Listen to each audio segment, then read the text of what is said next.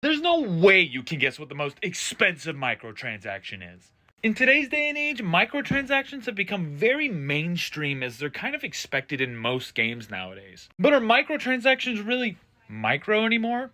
Let's talk about it. Microtransactions have actually been around for a very long time. Starting in the 90s and into the early 2000s, they represented quarters you spent in the arcade. Which back then, nobody really viewed them as microtransactions, as that wasn't necessarily a coined term back then. Regardless, online microtransactions have actually been around since 1999 when a game developer called Nexon released their game with them. But it wasn't until 2006 that here in the West, we actually got our version of microtransactions with Oblivion's horse armor. But back then, the microtransactions were actually really micro. The horse armor only cost $2.50. Nobody was really batting an eye at that. But nowadays, it's absolutely absurd how expensive some of these microtransactions have actually grown. Now, I understand the whole formula and blueprint to free-to-play games is that they make their money off of microtransactions.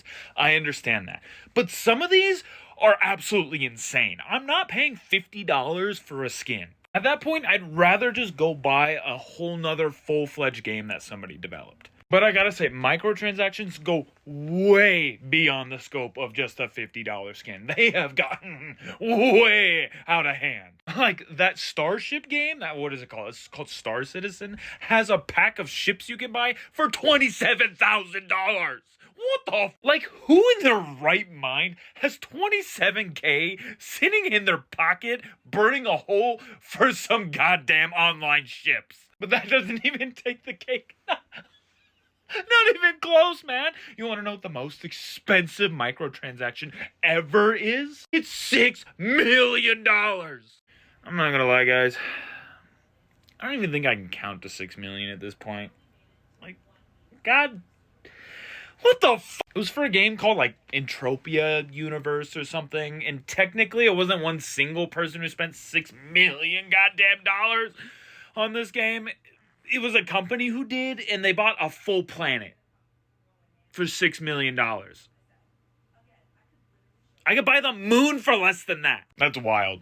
Like, I can't even imagine the conversation that went around purchasing something like that. I think microtransactions may have taken things a step too far at some points, but I don't know. What do I know? Let me know. Let me know what you think about this. Why do you buy microtransactions? How much money are you willing to spend on microtransactions?